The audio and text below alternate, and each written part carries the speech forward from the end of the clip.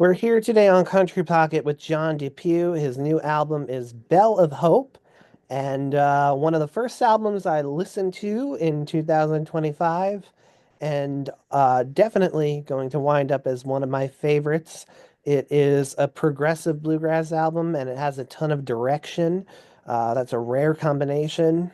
Um, First moment I want to talk about in that song you just heard called Whale is calling God and getting no answer on the phone, and you have instruments sort of ringing.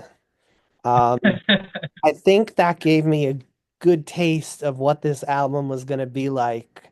Um, do you feel as though you don't get answers when you try to contact God? uh, I I definitely have felt that way at times. I'm not like a really I guess I have like a little maybe a little wider definition of what I'm talking about when I use the word God these days than what I live in the Midwest, so you say the word God and people have a pretty specific idea of what you mean. That's not necessarily what I mean all the time, but I think I definitely, that song kind of came out of a couple moments where it definitely felt that way. Yeah, like, you would sort of scream out in desperation and like just hear crickets. I'm going to let you elaborate. Uh, Oh no. Go ahead and tell me what you mean by God. Uh-oh. Okay, so I guess when when I use the word God, I'm talking about something maybe quite a bit vaguer than what I grew up hearing about in like Midwestern church. So I'm talking about, I guess, whatever the creative kind of force in the universe that makes everything happen. I mean, I think there's like a certain like idea in Christianity of God as being like this bearded dude that's like very uh like personal, I mean, like a person, a person that's outside of the sky looking down on us with his monocle and um sort of like human like thoughts going through his head. And that's not really what I mean. I guess I don't really know what I mean is really the answer to your question. But it's something, there's a I feel like there's a creative force in the universe that makes everything, that's sort of like, maybe quantum physics would call it energy or something like that. But there's something that is universal across all of everything that there is how I feel about it. And that's what I'm talking about with God. I don't really have too many specific answers beyond that. But you still definitely use some biblical imagery. Yeah, I live in a cultural context where, that's kind of what I grew up with as a way to talk about these things. And so that comes out. I don't.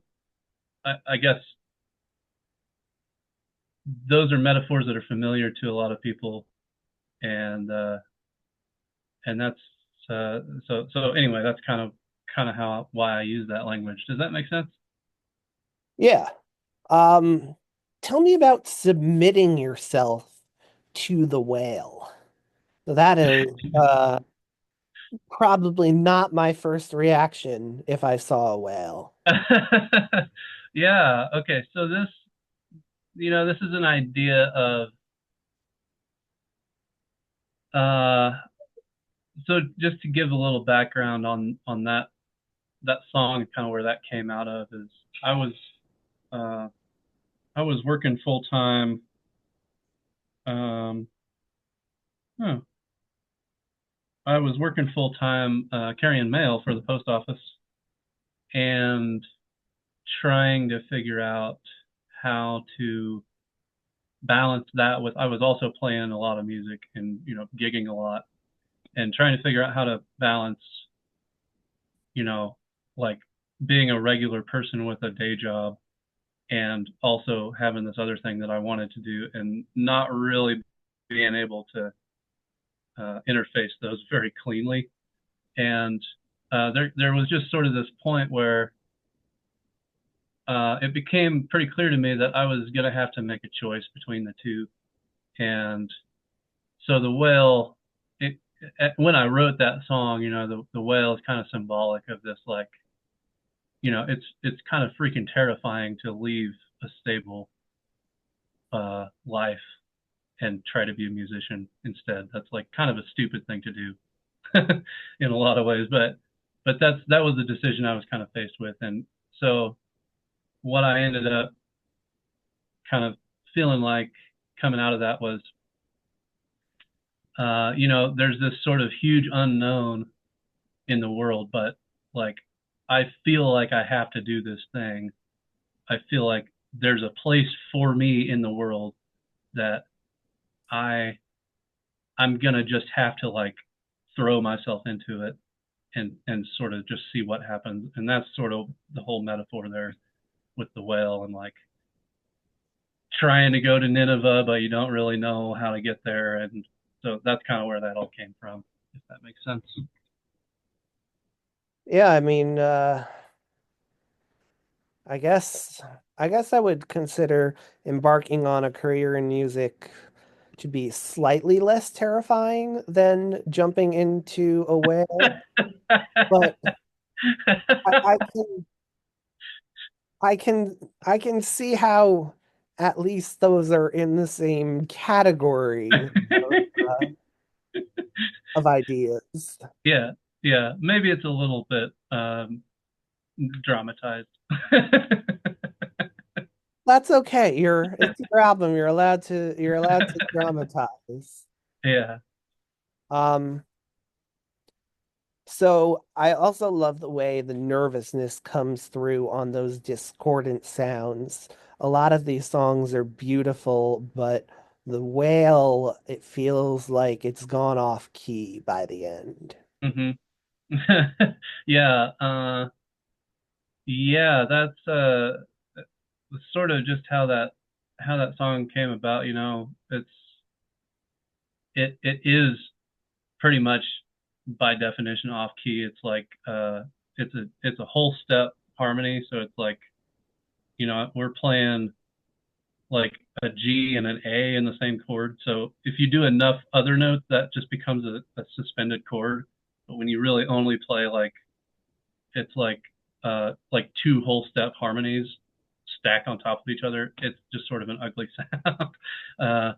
But yeah, so anyway, that's a little theory rabbit hole I guess we can go down. But it was just I it's just the way that part of the song came out. It's not like I'm not really a theory guy. I have to go back and analyze that stuff after the fact, but when I'm writing to explain it to other people.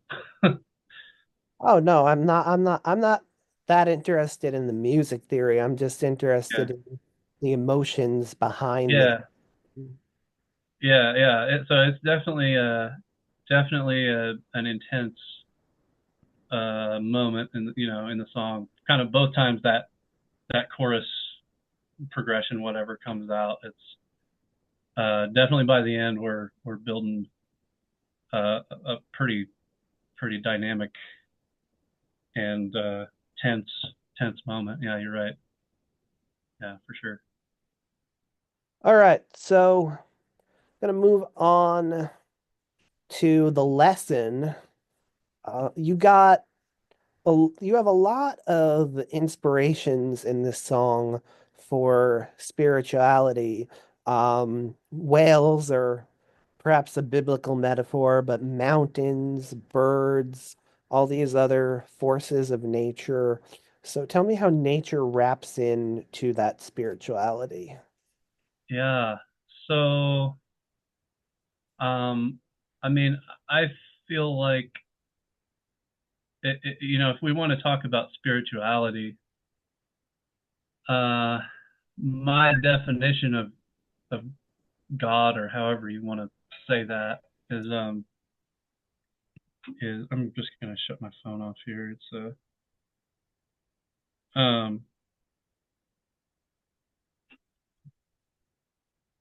so let's see, nature and spirituality. I think when I think about God, I think about, like I said, that kind of that universal creative creative energy. And I've always, or for a long time, I've felt like that's like everything that we're surrounded with in the natural world is like an expression of God, God just kind of being itself. And so, if I go sit by a river for the day, go fishing or something, like Lesson is kind of a song about sitting by the river. Um, you know, if I'm in the right headspace, I feel like that is a direct, I mean, you're like sitting in the presence of God, kind of when you look around. It's not that has like a whole connotation in the Christian tradition that's not what I'm trying to say, but that's how I feel. I feel like nature is an expression of the same creativity that any other kind of like spiritual experience, like anywhere you are in nature, you can have kind of a spiritual experience just by looking around and being in the right headspace. That's kind of where that comes from. Does that answer your question? I don't know if I got there or not. Yeah, I like that you're learning lessons from nature, that you're able to extract information that would be useful for humans. Yeah, I mean, I don't. I think it's like really important uh, to recognize that although in a lot of cases it doesn't always feel like it, we are 1,000% just part of nature. Like uh, humans are animals and we live on the earth, and we're not any different from anything else other than maybe the way that we compartmentalize ideas, I guess. But that's kind of the end of the difference. So that's pretty acute to me when I live in a really rural environment without a lot of people in it, and so I don't know. It seems a little bit maybe more obvious in my daily life than it would in other people's necessarily. But anyhow, Um, you talk about how birds can fly because they claim ownership of nothing. How difficult is it for you to claim ownership of nothing? yeah. So that's a reference to a Mary Oliver poem. So the concept is hers. It's very, very difficult for me to relinquish the concept of ownership. Uh, as like a white Midwestern man from kind of like an agricultural society background, ownership is like kind of the pinnacle concept of you know like a whole way of life, an entire way of like being in the world. So that's a struggle, to put it mildly. I think I really liked that idea when I read that in her poetry.